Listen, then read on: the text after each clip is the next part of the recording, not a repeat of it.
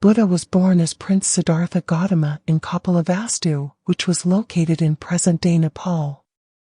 As a young man, he was sheltered from the suffering and hardship of the world by his father, who wanted him to become a great king. However, one day, Siddhartha ventured outside the palace and was confronted with the reality of human suffering for the first time. He saw an old man, a sick man, and a corpse, which made him realize that everyone, no matter how wealthy or powerful, is subject to aging, illness, and death.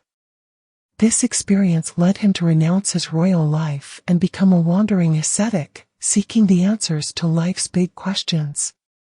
For several years, the Buddha traveled across northern India, studying with various teachers and practicing severe asceticism. However, he found that these practices did not lead to liberation from suffering and eventually abandoned them. One day, he decided to sit under a Bodhi tree in Bodh Gaya and meditate until he attained enlightenment. He sat in meditation for several days, resisting the temptations of Mara, the demon who represents desire and delusion. Eventually, he achieved a state of profound understanding and became the Buddha, or awakened one. After his enlightenment, the Buddha continued to travel and teach for the rest of his life, spreading the Dharma to people from all walks of life. He founded a monastic order of monks and nuns who followed his example and lived a life of simplicity and compassion. One of the most famous stories from Buddha's later travels is his meeting with Angulimala. Angulimala was a notorious bandit who lived in the forests around the city of Shravasti. He had earned his name, which means garland of fingers, because he wore a necklace made from the fingers of his victims. He was feared and avoided by people of the area, and many believed him to be beyond redemption. One day, the Buddha decided to travel to Shravasti to visit Angulimala. The Buddha knew that Angulimala was dangerous and had killed many people, but he also saw that Angulimala had the potential for enlightenment. The Buddha's compassion and fearlessness led him to approach Angulimala despite the danger. As Angulimala saw the Buddha approaching, he raised his sword, ready to attack. However, he was amazed to see that the Buddha was not afraid of him and did not try to run away. Instead, the Buddha spoke to him calmly and asked him to put down his weapon. Angulimala was struck by the Buddha's peaceful demeanor and put down his sword. The Buddha then began to teach Angulimala about the nature of suffering and the path to liberation. He explained that the path to true freedom involved giving up hatred, violence, and ignorance. He encouraged Angulimala to follow the Eightfold Path, which includes right understanding, right intention, right speech, right action, right livelihood, right effort, right mindfulness, and right concentration. Angulimala was deeply moved by the Buddha's teachings and decided to become a monk. He renounced his violent ways and began to practice meditation and mindfulness under the Buddha's guidance. Despite his past actions, the other monks accepted him as one of their own, and he eventually achieved enlightenment. The story of Angulimala is a powerful example of the Buddha's compassion and fearlessness. He was able to see the potential for enlightenment in even the most violent and feared individuals. His teachings continue to inspire people around the world to practice compassion and nonviolence in the face of suffering and ignorance. The Buddha's travels also took him to the city of Rajgir, where he gave some of his most famous teachings, including the fire sermon. Buddha arrived in Rajgir during the hot season, when the city was suffering from a severe drought. The people were so desperate for relief that they began to offer sacrifices to the gods in the hope to appeasing them. The Buddha saw the suffering of the people and decided to teach them about the nature of desire and attachment. He gathered a group of followers and led them to a nearby hill, where he gave a sermon on the Four Noble Truths and the Eightfold Path. During the sermon, the Buddha compared the desires and attachments of human beings to a fire that burns out of control. He said that just as a fire can never be satisfied and always seeks more fuel to burn, our desires and attachments are insatiable and lead us to suffer. The Buddha taught that the path to liberation involves extinguishing the fires of desire and attachment and finding peace within ourselves. He encouraged his listeners to practice mindfulness and meditation to develop insight into the nature of reality and to overcome suffering. The fire sermon is one of the most famous teachings of the Buddha and is still studied and practiced by Buddhists today.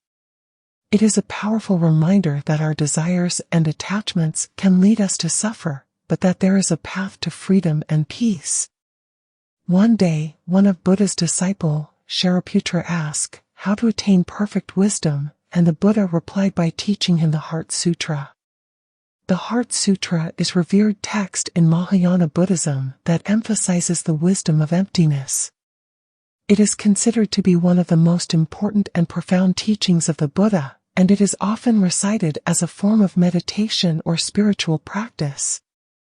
The Heart Sutra is relatively a short text, consisting of only 14 verses in its most commonly recited form. Despite its brevity, the Heart Sutra contains deep and complex teachings about the nature of reality and the path to liberation.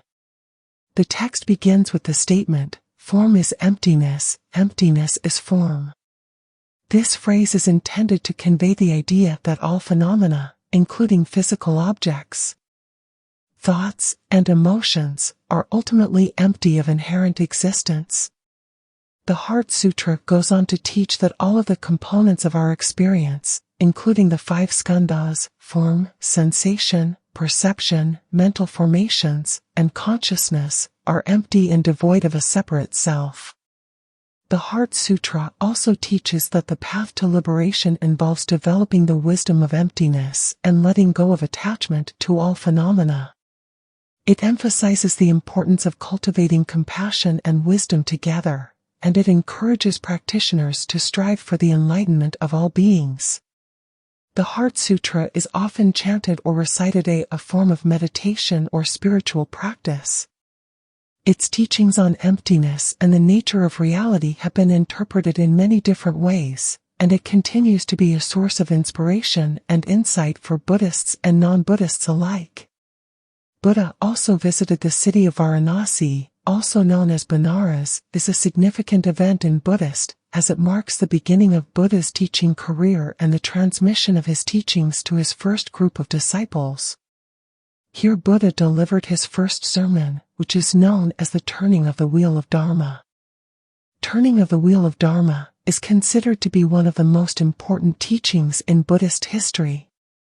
In this sermon, the Buddha laid out the 4 noble truths, which form the foundation of Buddhist practice. The 4 noble truths are: the truth of suffering, the truth of the cause of suffering, the truth of the cessation of suffering, the truth of the path leading to the cessation of suffering. The Buddha explained that the root cause of suffering is craving and attachment, and he taught that by following the Noble Eightfold Path, which includes right view, right intention, right speech, right action, right livelihood, right effort, right mindfulness, and right concentration, one can attain liberation from suffering. The Buddha's first sermon is said to have had a profound impact on his listeners, who became his first group of disciples and began to spread his teachings throughout India and eventually across the world. The Turning of the Wheel of Dharma is celebrated as a significant event in Buddhist history, and it continues to inspire practitioners to this day. Throughout his travels, the Buddha encountered many challenges, including oppositions from religious and political leaders, as well as physical and emotional suffering. However, he remained steadfast in his commitment to helping others find a way out of suffering and ignorance. Buddha passed away at the age of 80 in the city of Kushinagar, in present-day Uttar Pradesh, India. The Buddha's passing, also known as his parinirvana, is an important event in Buddhist history and mythology. The Buddha had been traveling and teaching for many years, and he had gathered a large community of disciples who had been inspired by his teachings. As he approached the end of his life, the Buddha knew that his time was coming to an end, and he began to prepare his followers for his passing. On the day of his passing, the Buddha gave his final instructions to his disciples and urged them to continue practicing and teaching the Dharma after his death. He then entered a state of deep meditation and passed away peacefully. The Buddha's body was cremated, and his remains were divided among his followers, who built numerous stupas to house his relics. The Buddha's passing is seen as a powerful reminder of the impermanence of all things and the importance of practicing the Dharma in order to attain liberation from suffering. The Buddha's teachings continue to inspire and guide millions of Buddhists around the world, and his legacy as one of the most influential spiritual teachers in history is widely recognized. Hope you had enjoyed the story. Do subscribe to my YouTube channel for more stories. Sweet dreams and good night.